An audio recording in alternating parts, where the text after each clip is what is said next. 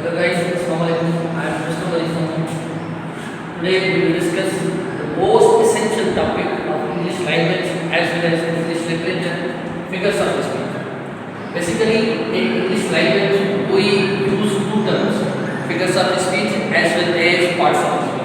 There is a slight distinction between these two terms, figures of speech and parts of speech. Figures of speech may be defined as words are classified, words are distributed, words are categorized into different class, into different groups. For what purpose they are classified, they are distributed because of their function, because of their different usage in different sentences. Whereas figures of speech may be defined as basically we use two types of language, a common language and a literal language. When we are needed to use a common language, we use parts of speech.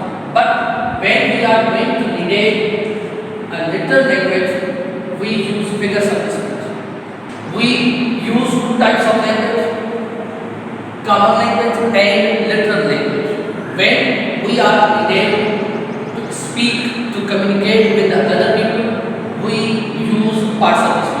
But when we are going to make our language literal, then in our ordinary language we are needed figures of speech. Hence, why we use figures of speech? Figures of speech, we use figures of speech for what purpose? In order to make our language more effective than in our ordinary language. When we are going to make our language beautified, then we use figures of speech. Basically, figures of speech may be classified, may be categorized into these 6 aspects. These are not the figures, but these are the aspects in which all of the figures have been categorized. The first one, today we will discuss the first aspect of figures of speech, termed as resemblance. Resemblance contains these most essential figures.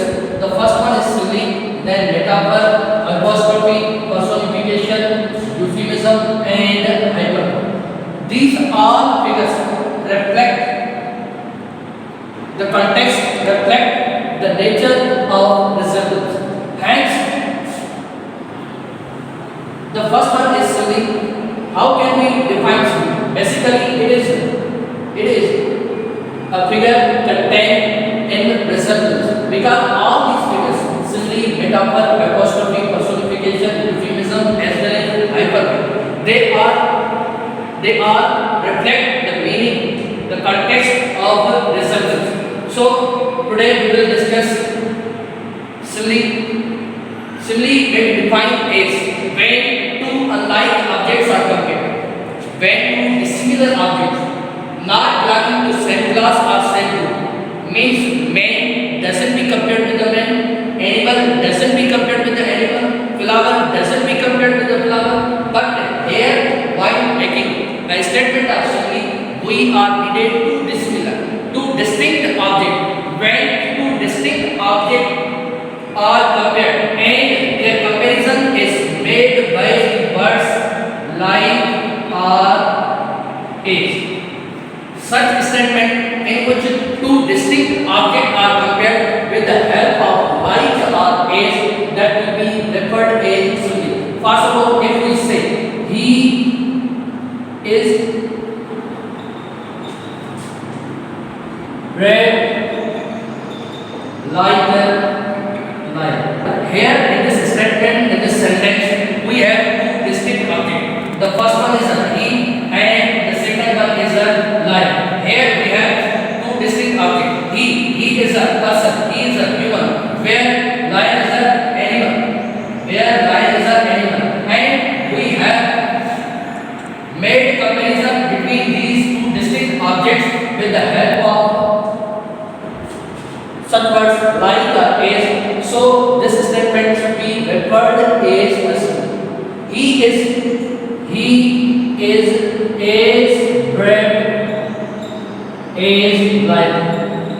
It should also be referred as a simile because here we have also two distinct objects and we have made comparison with the words like or is.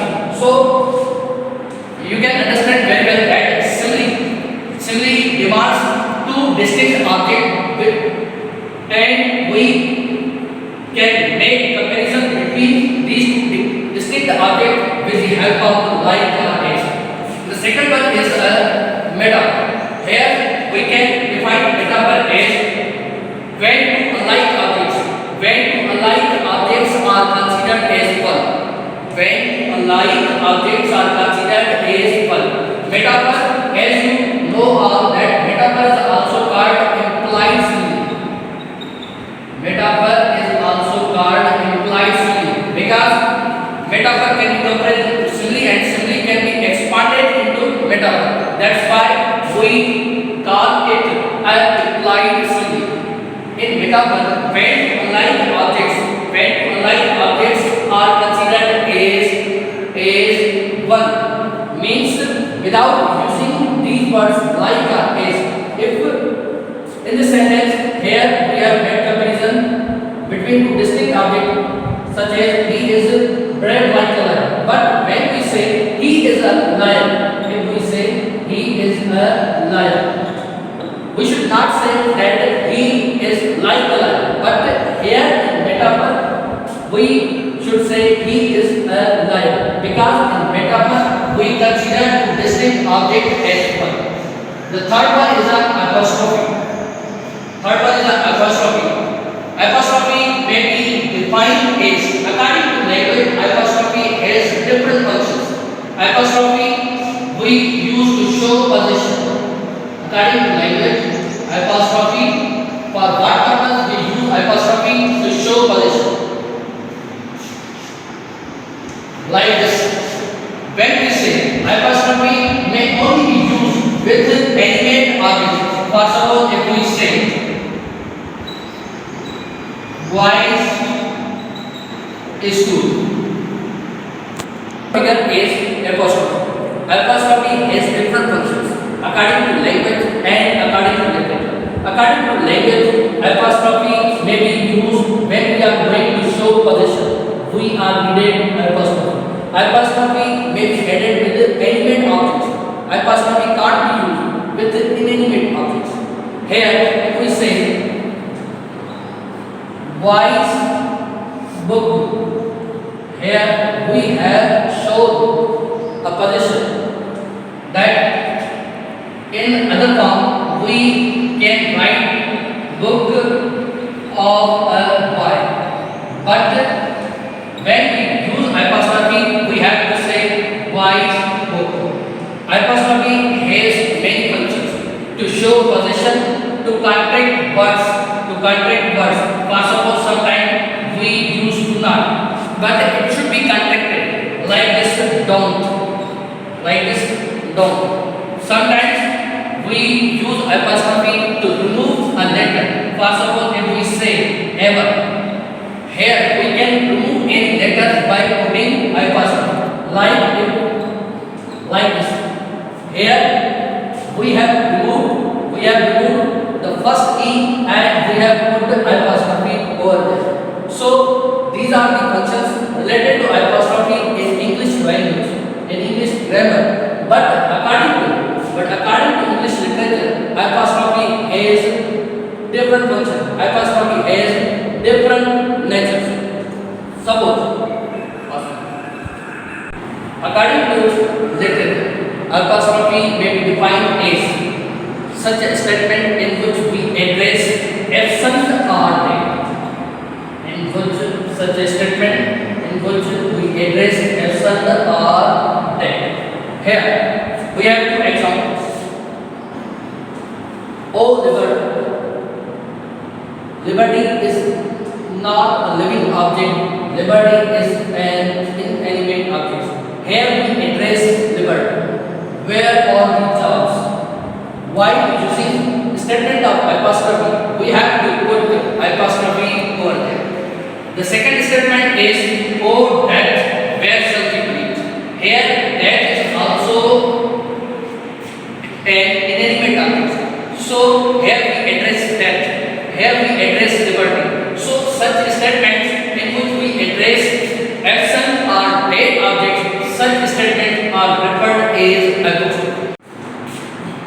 Now we will discuss over personification. Personification is also the part of resemblance. But personification may be defined as when human emotions, human passions, human ideas, human sentiments are given to inanimate objects.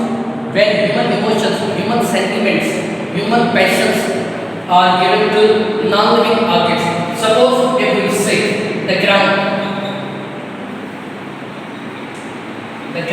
thirsts for rain.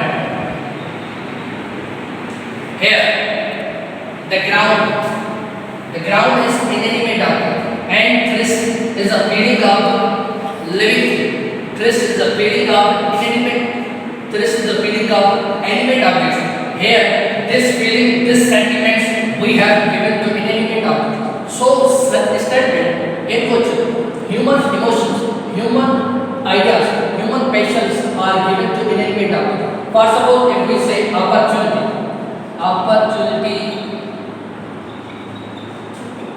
knocks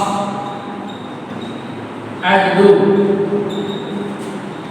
Here we have given this quality of animate objects to the non-living. So such a statement in which human emotions are given to inanimate objects, they should be referred as personification. Now we have another figures termed as euphemism. May be defined as basically the word euphemism. Eu means true and fism means statement, means true statement. When something unpleasant, offensive is conveyed in softened or mild form. Sometimes we face unavoidable situation. Sometimes we face unsuitable situation. So in this regard, we should apply the technique of euphemism.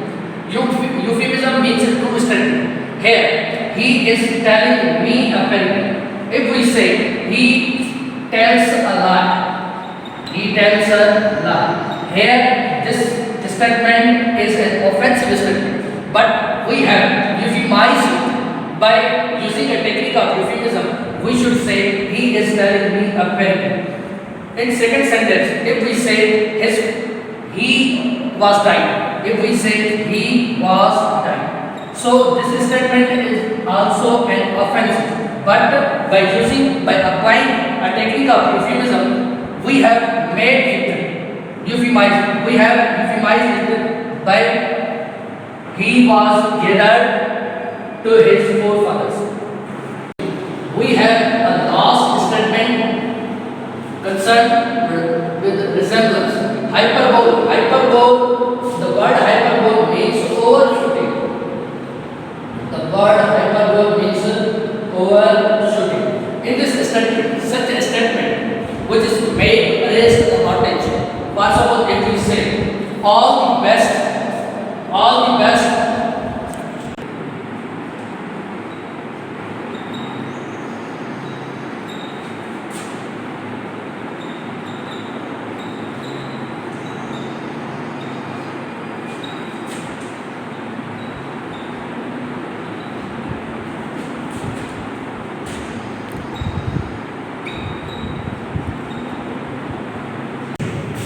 The last figure concerned with resemblance is that hyperbole. The word hyperbole means overshooting, such a statement which is made to arrest or attain. Possible if we say all the best friends of Europe. This is a wonderful statement. All the best friends of Europe. But the second statement overshoot the first statement. How? If we say all the best friends of Europe, this is a major statement, this is an effective statement. But second statement could not solve this little problem, it overshoots the first statement. So, all the best friends of Europe could not solve this little problem. The second statement could not solve this little problem, it overshoots the first statement. So, according to hyperbole, means overshooting. The second example is open when the reverse verb. How it should be possible that reverse would dry, but here we have made a statement. Oh man, when the reverse would dry. This is a major, this is a basic, this is an effective statement. But the second statement, I am able to fill it with my tears.